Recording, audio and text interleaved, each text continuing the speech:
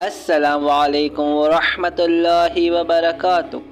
ہمارے Islamic info channel پر دو videos یزید کے متعلق بنائی گئی ہیں جنہیں آپ لوگوں نے بہت پسند کیا، لیکن بہت سے لوگ یزید کے بیٹے کے متعلق نہیں جانتے۔ اس کا عقیدہ کیا تھا؟ یہ اپنے باپ دادا سے محبت رکھتا تھا یا نہیں؟ کیا اس نے بھی اہل بیت علیہم السلام پر ظلم کیا یا نہیں؟ ان سب سوالوں کے جوابات آپ لوگوں کو اسی ویڈیو میں مل جائیں گے، لیکن آپ لوگوں میں سے بہت سے لوگ ایسے ہیں جو ویڈیو دیکھ لیتے ہیں لیکن سبسکرائب نہیں کرتے۔ آپ لوگوں سے گزارش ہے کہ آپ لوگ ہمارے اسلامک انفو چینل کو سبسکرائب کر دیں تاکہ یہ ضروری معلومات بہت سے لوگوں تک پہنچ سکے۔ تو اب ہم ویڈیو کا باقاعدہ آغاز کرتے ہیں۔ تو یہ بات تاریخ میں بہت واضح ہے کہ یزید کا بیٹا قتل امام حسین علیہ السلام میں اپنے باپ کے ساتھ نہیں تھا، اور وہ اس بات کے خلاف تھا کہ نواسۂ رسول کو شہید کیا جائے۔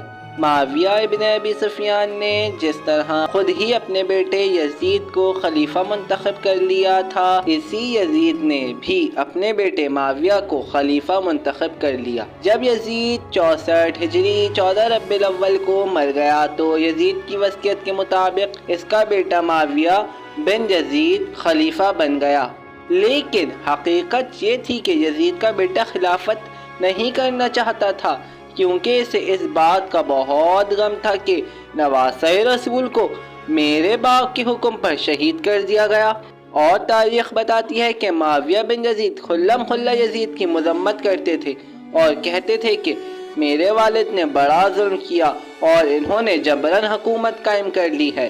تو ان سب باتوں سے اندازہ ہو جاتا ہے کہ معاویہ بن یزید حکومت نہیں کرنا چاہتے تھے، اور ایسا ہی ہوا۔ فقط 40 دن حکومت کی، اور اس دوران وہ چاہتے تھے کہ حکومت امام حسین علیہ السلام کے بیٹے امام زین العابدین علیہ السلام کو دے دی جائے۔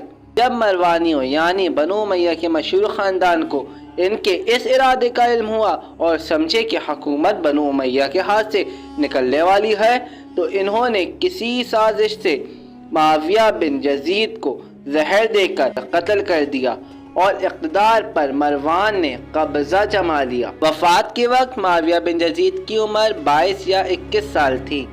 ان سب باتوں کو جاننے کے بعد آپ لوگوں کو کیا لگتا ہے کہ یزید کا بیٹا مومن تھا یا نہیں؟ کمنٹ سیکشن میں اپنا موقف بیان کریں۔ اگر ویڈیو اچھی لگی ہے تو چینل کو لائک، سبسکرائب اور اپنے دوستوں کو شیئر کرنا مت بھولیں۔ اب تک کے لیے اتنا ہی۔